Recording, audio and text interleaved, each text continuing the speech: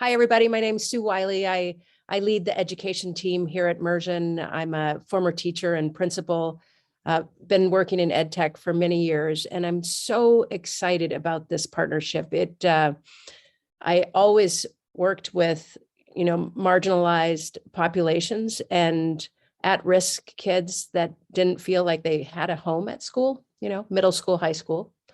But so this is so exciting. I think the work that Harness U is doing is going to be great. And we're going to be developing a number of scenarios that will fit with the modules of work. And today, though, I just wanted to give you a quick overview of who and what Mersion is.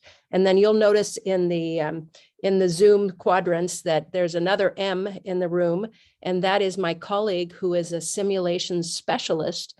And they will come out and introduce themselves to whomever is the volunteer. So I need somebody willing to volunteer. It's 3 to 5 minutes. It's all about, working with an avatar around a conflict at work, and how do you have a conversation. So we're looking for one person who will be on screen. You'll need to be on screen so that you can work with the avatars. But anybody? I'll be happy to do it. All right. And will you come on screen when it's time? Yes. Thank you so much. What is your name? Delishay. All right. And I'm just going to tell Michael, my sim specialist, that you are listed as, oops, I just lost it. Because she's going to have to pin you. All right, there you are. So it's listed as SRJC president. All right, Michael? Got it. Got it. Thank you so much. Thank you so much. So what I'm going to do, though, in the meantime, is just do a quick overview of Mersion. Super excited to share Mersion with you.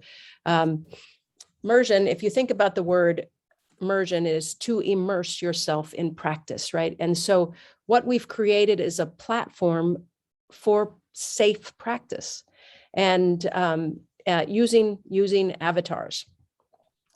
So we are the commercial outgrowth of a Gates Foundation grant to the University of Central Florida. And that grant was focused on pre-service teachers specifically. Since then, we have branched out. So we have a tech group, we have a manufacturing group, finance. I run the education vertical, healthcare. And so we've created scenarios with research-based experts and subject matter experts so that people can practice, whether that's practicing classroom management or eliciting student thinking, or how to deal with somebody that has microaggressions, or how to have a conversation with somebody about allyship or anti-racism. And so we've created these scenarios, and we are going to work with Harness U and create scenarios that match the modules so that students going through those modules then can practice what they are learning in those modules. Super exciting. And this is how it works. So it's a virtual reality platform, meaning that you're working on your computer using artificial intelligence. So the artificial intelligence is used by the simulation specialist, who is the person behind the screen. And it truly is a human behind the screen. And that human with the AI can manage up to 7 avatars. And what all the research that we've done over the last 12 years has shown is that people will disclose more to an avatar than they will to another human. So if you think about all the instances that I'm sure all of you have been in, where you have been in role play situations, if you're looking at somebody across from you, you know that person, I know that person's Michaela, even though Michaela is playing somebody else, right? And then if there are other people in the audience, am I worried about how that's going to go, or how it's going to come off, or, am I going to say the right thing? And so using Mersion and the platform in these sessions will allow the learner to practice with an avatar in a private, safe place. And this is one of our avatars. And again, some of the research, all of the research actually indicates that 3 to 4 practice sessions in one particular area connects the cognitive and emotional side of your brain, so that when you walk into that situation, a difficult conversation, some of the scenarios that I mentioned earlier, that you're going to be able to handle that with much more ease and confidence. And again, here's that initial research.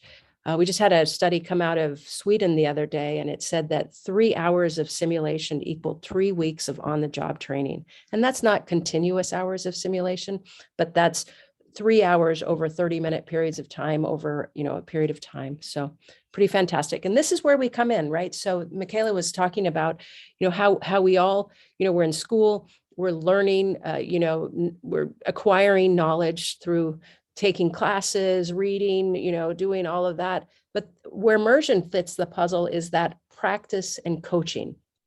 How do you practice, get feedback, go in and practice again? Are you able to take that feedback and learn from that? So that's really where we fit into the puzzle. And these are just some of the areas that we have focused on. I'll give you an example. Last year, we actually we're continuing this partnership. So we have a big partnership with Starbucks, and we trained all the frontline managers in North America. And in helping them deal with, folks that were walking into the store not wearing a mask, and how to de-escalate an angry customer. And so how do I keep my staff safe? How do I keep my business safe? And really manage that voice. Another partner, we have partnered with Google, who has a great artificial intelligence. We know that artificial intelligence itself is about, 20 plus years away from really being able to have a human conversation. And this is where our human in the loop really comes into play. And we work with them on leadership development and a number of other areas. So super excited about that. And here is the behavior coaching slide. So let's just review it together. And then I'll ask everybody to go off screen except for our wonderful volunteer. And so here it's a coaching experiment here, and what you'll do is you're going to be talking to Lisa. Lisa can hear you in real time, and the desired outcome is to understand the situation and get Lisa's agreement on a plan moving forward. And then this scenario provides you with some strategies to consider. Actively listen to her concerns, ask open-ended questions, check that she understands, motivate her. She's an incredible employee who has been put in a bad position. And so this is a great scenario just to showcase. And we'll have, 3 to 5 minutes for you to participate in this. And at this point, I'm going to stop sharing my screen, and I'll go off screen, and I'm going to invite Michael, our immersion host, to come out and speak with you and walk you through how the demo is going to work. So hi, Michael, how are you? I'm good. How are you? Good, good. Thank you so much. So I'm going to go off screen, and I think everybody else is off screen too. Perfect. All right. Thank you so much. Great. So can you tell me your name, please? Oh, it looks like you're muted. Sorry, my name is Delashay. Delashay, thank you so much for trying this out today. Really appreciate it.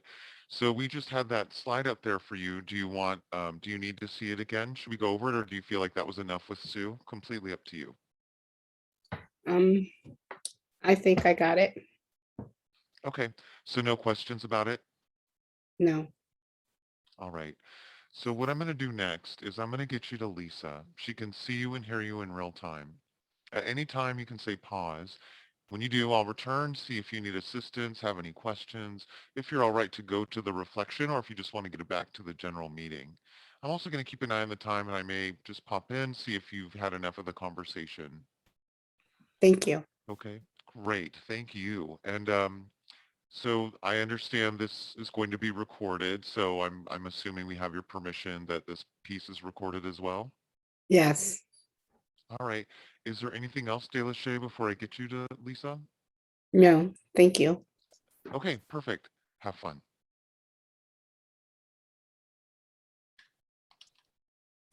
Hello, Hey, Delashay, how are you? I'm doing okay. How are you? I'm doing all right. Hold on. Everyone, you have my apologies. I see some people's videos are still on. If you wouldn't mind turning them off so Delishay feels like she is alone in the simulator, that would be great. Um, I'm going to go ahead and ask a couple of you to turn off your videos, and then we'll make sure to ask you again. Okay, so I apologize, Delishay. I'm going to go ahead and get you to Lisa. Do you have, let's see, hold on, I pressed the wrong button. All right, I'm going to start you off at the beginning of your meeting. Does that sound good? Because I interrupted you. Thank you. Yeah, thanks so much. Here is Lisa.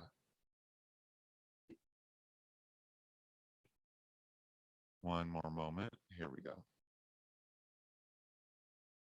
Hello. Hey, Delishay, how are you? I'm okay. How are you? I'm okay. Not fantastic, but doing all right. Okay. What's not I so fantastic? Well, honestly, this week I had a lot of extra work to do, and part of it is because I've been working with Teo on this project. He and I had a little bit of a communication breakdown. He dropped the ball. I had to pick it up again and then make us look good with this external client. It was very frustrating. I can see where that can be frustrating. What would you think would have been a better outcome? If he had gotten back to me and done his job. Delishay, this thing with me and Teo, it's kind of been happening for a couple of months now. I'm very direct. He's very indirect, and sometimes he won't respond to me unless I'm smiling and being super pleasant and making lots of small talk. That feels unfair to me. I don't see him asking any of the guys on the team to communicate that way. Have you spoken to him directly? Yeah, I've tried. I've tried to talk to him about our different styles, but he seems to think I'm trying to be his manager, and well, now he's not talking to me. Oh, now he's not talking to you. And how does that make you feel? Not great. I delivered the feedback on how unprofessional he was being at the end of our team meeting, but evidently that was not the right way to do that. Have you reached out more after the team meeting? I've reached out a couple times. He has not responded. We have a really big presentation with the client McManus on Thursday. I really need him talking to me. Plus, honestly, I would love it if he was happy working with me, or we could find a way to connect better. Is there a way that we can maybe start up some mediation between you two? Yeah, I think that would be good. In fact, I don't know if you want to try and do it right now. He's right outside. I could call him in if you want. No worries if not. Maybe we, you know what, we can ask him if he would like to be part of it. Yes. Okay. All right. I'll see. Hey, Teo, do you want to come in? Hi, Hey, how are Delishay. you? Not great. How are you? I'm doing good. So, Sue, would you like to express to Teo what you were expressing earlier? Yeah. So, Teo, I delivered that feedback to you, and I could tell it didn't land well. I know you haven't been talking to me. I could have done it differently, and we can talk about the way I could have done it differently, but I know I want to work on our communication and work styles so that going forward we can work together, more comfortably, So, especially for so you. can I just stop you and interrupt there? So this doesn't become very complicated. Can you just say one thing that Theo has done? Let's go with one thing. One thing that Teo has done, do you mean done well That, or? yeah, one thing that's upsetting you. Oh, I'm challenged by how you don't respond to me sometimes when I'm trying to get in touch with you with Okay, let's things stop with the there. external client. Okay, Theo, what did she say? She said, Lisa said she found it challenging when I don't get back in touch with her all the time when she's trying to reach me with it around the external client. Okay, and Sue, how does that make you feel when he doesn't respond? Frustrated. I get more direct. I start to feel like I'm bothering you, but I get stressed. Okay. Theo, what did you just hear her say? Well, I heard her say that she gets more direct and stressed when I don't respond. Um, yeah, I definitely heard stress. That was, I know you said more than that, but I definitely heard that. Well, she used the word frustrated as well. That's right. Thank you. Frustrated. As well. Okay. And then Sue, would you like to say another issue you had? Well, is it an appropriate time to apologize at all, Delachey? We'll probably get to that, but you Okay. had a big paragraph when you started off, so I just wanted to break the things up so that Theo understands everything, because you were kind of like throwing a lot on him, and I normally like to just address 3 things because we can't change the world today. So is there one That more sounds thing? good. Yeah. The other thing is, I feel like you want me to be a certain way, like really smiley, or else you won't respond. And that is a trigger that triggers me. Theo, can you repeat what you said? Yeah, that I have an expectation of her being a particular way, like say smiling, and that is really triggering to her. Okay. Sue, can you tell me one good thing? Like one thing that you actually appreciate? Absolutely. I could say more than one. I'll keep it simple. One is when the client talks about what a great job you're doing, I feel really proud of you and I am happy to be on this team with you. Great job. Theo, can you repeat that?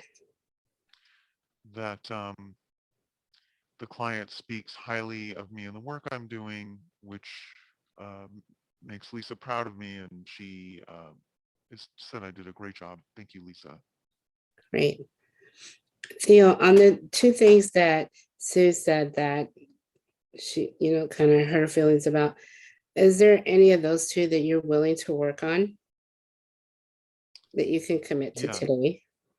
yes, I Can you, would. Mhm. yeah, tell her.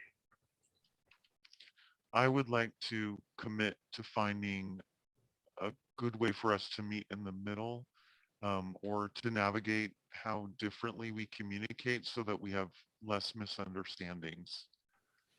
Sue, what did he just say?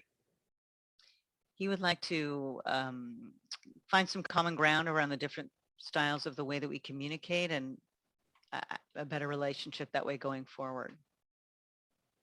That's great. Theo, is there anything that upsets you in this work relationship? Yeah, that things have really accelerated in terms of the amount of work and stress, and I am impacted by Lisa interrupting my flow or seeming to be mad at me. Sue, can you repeat that? Yeah.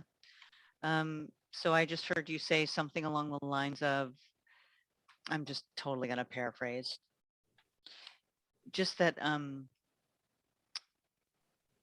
gosh, Sue, can I interrupt? I really would like yeah, you to repeat what he said because I want you to understand what he said. I'm absolutely, I'm trying to honor what you said. I think you said that you were, that things have gotten so fast and accelerated with this client that there's ways that I am interrupting you and also, stressed, and you want to really work on this relationship to have it better going forward. Is that what you said, Theo? Is that what you felt you said? That's that's the gist for sure, and some of the exact wording, but I do feel heard. Thank you. Mhm. Okay. And is there another thing that you'd like to address?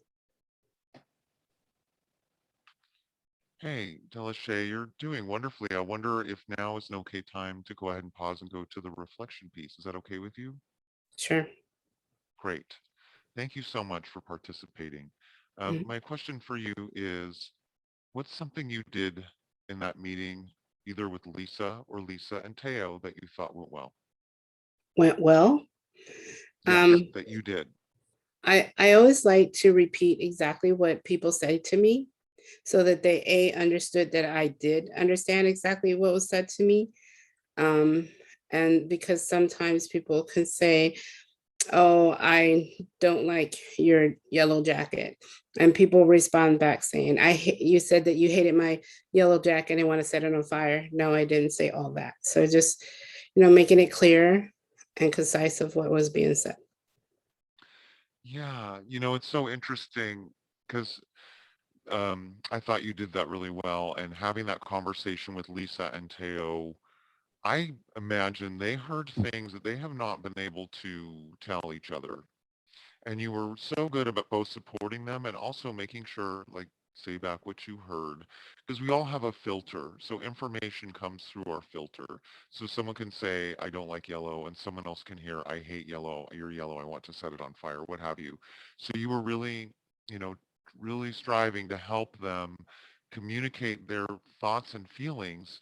And already, I imagine that work relationship is going to improve dramatically from the beginning of this conversation. So really nice way to get them to listen and even have some empathy for each other because like I said, I think there were some surprises on both sides on things that they heard their partner say. Yeah, I didn't want to gang up on either one. And Yeah, situations like that, there's always two sides of the story. absolutely. And there was a moment where Lisa wanted to apologize and you said, well, we can get to that, but we're on this part of this conversation. So again, nice job. And if you were going to do it again, what's something that you might do differently? Um, one of the first things that hit me was that we should have said pronouns because as Right. I was speaking, I wasn't sure if I was misgendering. And so I feel very uncomfortable about that. Absolutely. That would be a great thing to go over. I noticed that your name previously did have your pronouns. So I know the avatars felt comfortable, using yours. And that can be a good way to just really establish a safe space where everyone feels recognized. Um, something else too, you were doing such a great job honing in on Teo and Lisa.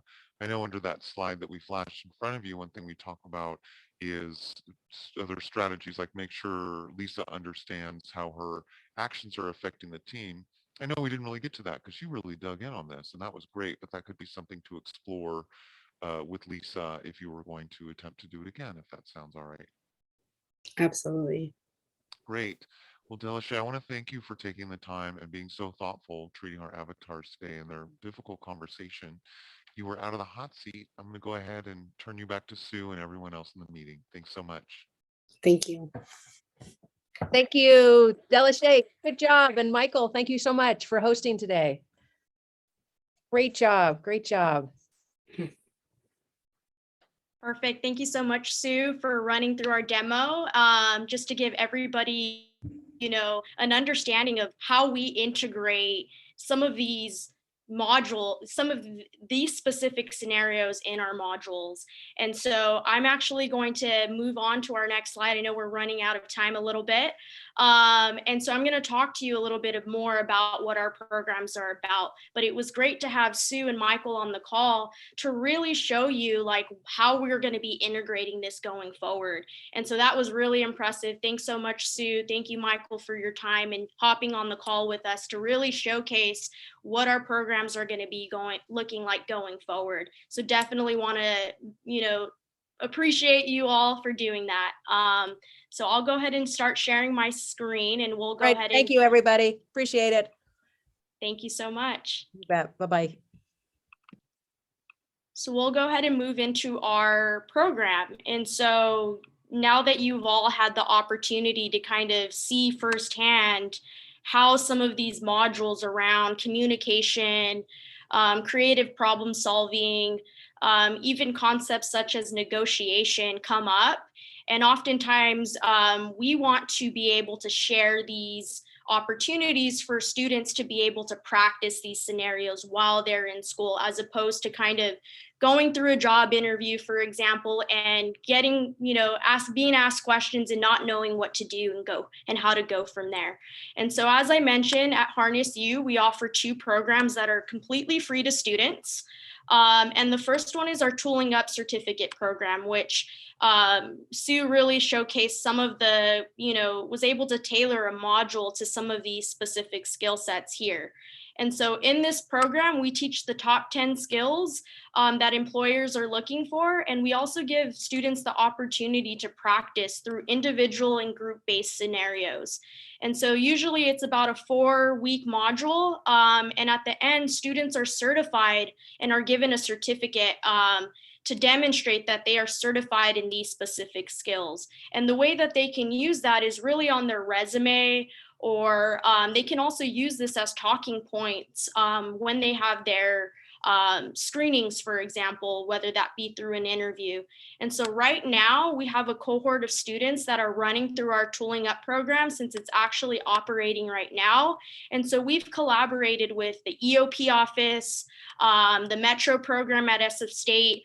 And so we're really looking to expand these opportunities, not just at the CSU level, but at the community college level, as well as the UC level. We see that these skills are transferable across degrees and skill sets. And so there's not a specific, expertise that you need to do to be a part of this specific opportunity. And so in our previous programs, we have seen how this opportunity has really helped students to build confidence, build feelings of inclusion, as well as belonging, which ultimately has a positive impact on student outcomes. And so although I'm displaying these skills here, and often maybe some of you might be thinking, these skills are common. I might already know what these skills are about, but they're often not common practice. And so we acknowledge how important it is for students to gain these skills while they're in school and not just upon exiting the academic setting. And so really quickly, I'll show our market readiness program. This is our second program that we're actually recruiting students for right now. And this specific program begins on October 25th. And so we really help in this specific program. We certify students in our market readiness program. And in this program specifically, we help students create a narrative highlighting their skills and their experience. We help them to learn how to strategically network online. We prepare them for interviews utilizing our VR 2D coaching that you just saw right now, with a series of go-to responses and behavioral what-if questions. And we also provide interview preparation, and in that process, really developing and formulating questions. And then finally, we also support with how to close an interview and how to follow up. And so I know many of you are in the process of, in school, but I think oftentimes, I waited, for example, to land an internship towards the end of my, academic session. And so I feel like, integrating these skill sets now to really help to land that internship or to land that job is really important. And so all of our students come with different needs and different asks. And so we really try to be intentional on tailoring to the specific need of that student, whether that be through internships or looking for employment opportunities. And so I wanted to briefly share and conclude our presentation with a small short video. And this video is really some words of wisdom. I know we talked a lot about, some of the inequities that we see, but I want to kind of leave this conversation on a positive note. And so I'm going to share this video and let me know if you all are able to hear it on your end, from Michelle, our former president, Michelle Obama.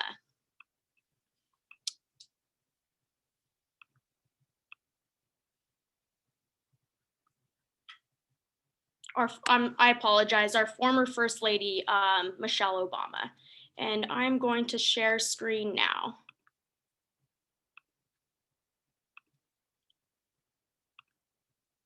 And let me know if you're able to hear it on your end.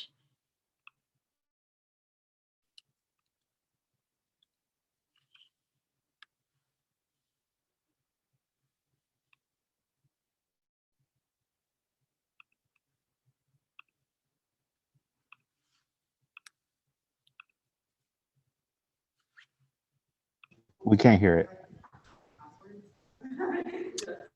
Okay, let me see if I can stop sharing really quick.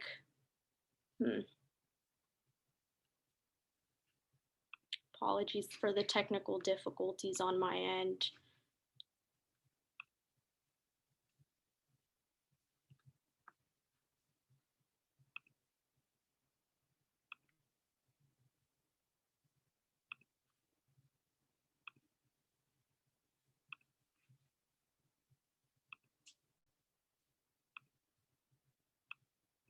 Who are you going to be? And if you'll notice, I'm not asking what are, but who are you going to be? I'm asking you about how you plan to live your life every day. How are you going to respond when you don't get that job you had your heart set on? For all of you who are going to be teachers, what are you going to do if the students in your class next year just don't respond to your lessons? For all of you going into business, how will you react when your boss gives you a goal that feels way too high? See, these are the moments that define us. Not the day you get the promotion, not the day you win Teacher of the Year, but the times that force you to claw and scratch and fight just to get through the day. The moments when you get knocked down and you're wondering whether it's even worth it to get back up. See, those are the times when you've got to ask yourself, who am I going to be? And I want to be clear, this isn't just some vague platitude about building character. In recent years, we've actually been seeing a growing body of research that shows that skills like resilience and conscientiousness can be just as important to your success as your test scores or even your IQ. For instance, West Point cadets who scored high on things like grit and determination were more likely to complete basic training than those who ranked high on things like class rank, SAT scores, and physical fitness. So what we're seeing is that if you're willing to dig deep, if you're willing to pick yourself up when you fall, if you're willing to work and work until your weaknesses become your strengths, then you'll develop a set of skills that you can mold and apply to any situation you encounter, any job you might have, any crisis you might confront. But you got to make that choice. And let me just share just a little secret before I end. As someone who has hired and managed hundreds of young people over the course of my career, whether it was during my time as a lawyer, as an administrator, as a university, a nonprofit manager, even now as First Lady, I have never once asked someone I was interviewing to explain a test score or a grade in a class. Never. I have never once made a hire just because someone went to an Ivy League school instead of a state school. Never. What I have looked for is what kind of person you are. Are you a hard worker? Are you reliable? Are you open to other viewpoints? Have you stepped outside of your own self-interest to serve others? Have you found a way to serve our country, whether in uniform or in your community? Again and again, I have seen that those are the qualities that I want on my team, because those are the qualities that move our businesses and schools and our entire country forward. And just understand this. Those are the qualities that you all already embody. They're the values you learned from your parents, from the communities you grew up in. And today, more than ever before, that's what the world needs.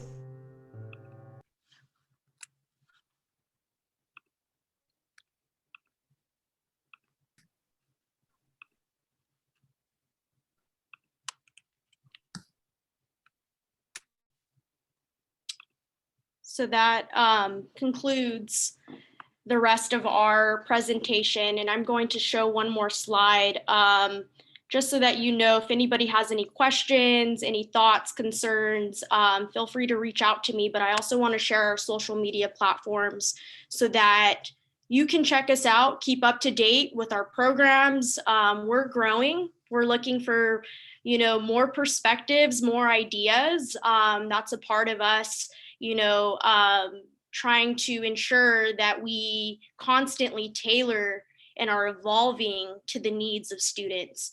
And so I'll go ahead and share my last screen here on where to find us. And then I'm open to taking any questions that any of you might have.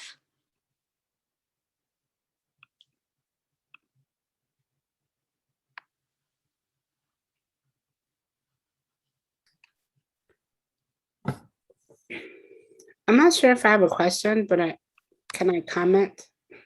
Of course. I'll tell you that I felt really uncomfortable talking to non-humans.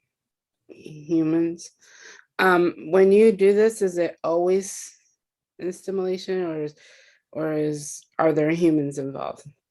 Yeah, that's actually a really good question. And I think that, I went through this demo myself a couple of months ago, and was unexpected on what my experiences would be. And I just want to note that we do have an instructor that runs our programming for our certificate programs. And so the way that we see some of this operating is we're tailoring some of our modules to incorporate a VR component, but it is not entirely how the program operates.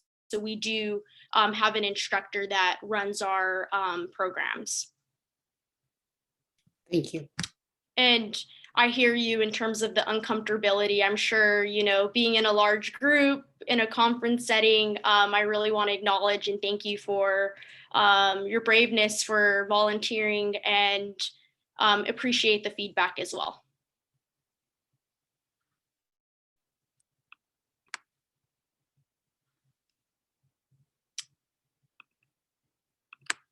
Any other questions or thoughts, advice, suggestions, feedback? Yeah, with immersion AI, that was very interesting. It's so new and so different that I guess I have a lot of ethical concerns that I could say, but if it works, then I guess it speaks for itself. Yeah, definitely. And I hear you. And I think that's a lot of what we're also taking into consideration, especially as we move into this digital world. I think oftentimes that conversation comes up around ethics and legality and things like that. So thank you so much, Jack, for sharing that perspective.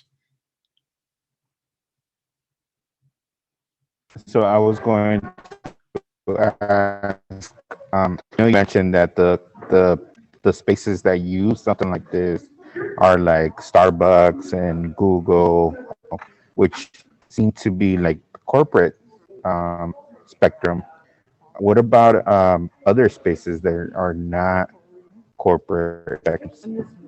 Right. What has been the feedback in those spaces? Yeah, so just for clarity, we actually, for this round of cohort that we have, this virtual reality component has not been integrated yet. But in terms of, just thinking about, community organizing, as well as,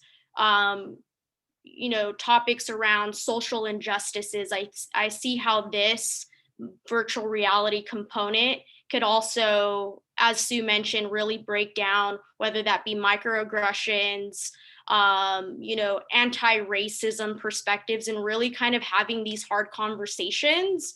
And so I feel like that's also another lens that could be considered when taking this approach. I know that for us, we are integrating this in a way that, a lot of times when folks go into the workforce, they're asked these questions on how they would respond in a specific scenario, and have to give a real life example on how to maybe navigate, working with others or conflict resolution. And so I think that these skill sets, although, Sue mentioned that they work with Google and other areas, we know that many companies across the United States are understanding that we are in a social unrest. And so I think that the ways in which this can kind of translate into different work environments, whether that be the nonprofit world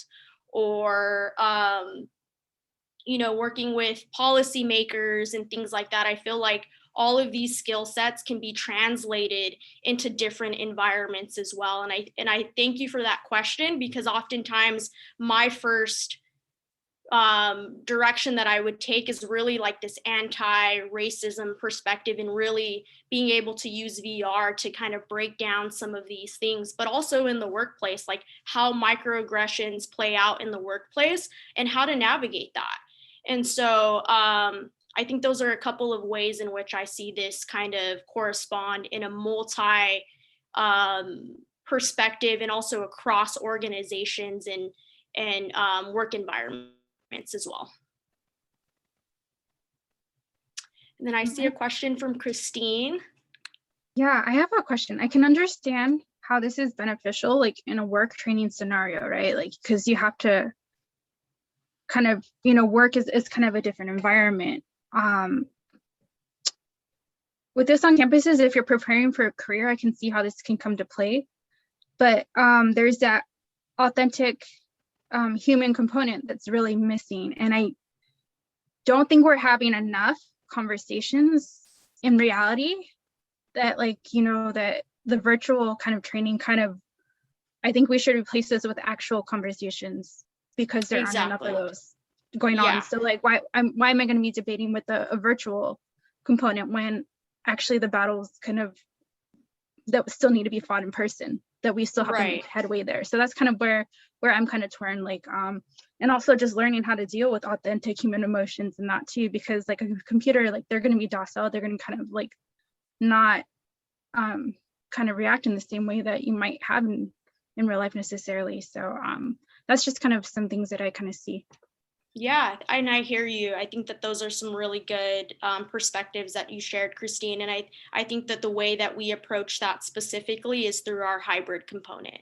So we do, have an instructor that's, a live person. And so definitely, I feel like the ways in which these specific modules as well is really preparing for certain employment opportunities. So like I'd mentioned earlier, each of our students has an individual need. They might be looking for an internship or a job. And so say they are, in a specific field and going into an interview for the very first time, and being a first generation student, knowing that, with job opportunities at this time, many of them require 2 to 3 steps in order to secure a job. Usually oftentimes it's a screening, then it's a follow-up to kind of meet with, staff. And then at the end, oftentimes that person has to meet with like the CEO. And obviously this is just an example in which it's really that preparation piece. So I know, I just gave examples of how this can be integrated in different ways, but I really want to hone in on the fact that the way that we use this is really for that workforce preparation, like making sure that we're equalizing the playing field for those folks that may not have those resources available to them to be able to practice before going into their first interview for the very first time and not knowing what to expect. And so I like to use my, kind of experience a while back. I got a phone call from a job that I was interested in. And obviously I received that phone call because I was qualified. But being that was my first job interview, I was unsure how to navigate that specific situation. And so I kind of talked about all of my experiences. And many of those experiences weren't really tailored to that position. And so kind of looking back, I didn't get that call because I wasn't articulating myself in a way that translates into the work that they're looking for. And so I think that if we can provide some of that preparation before someone goes into an internship or a job interview, I think that the more prepared and confident students can be before that process happens. And I think oftentimes role playing or scenarios is a way to do that. And I know that we are just trying to figure out ways to best support students and prepare them for that direction of opportunity.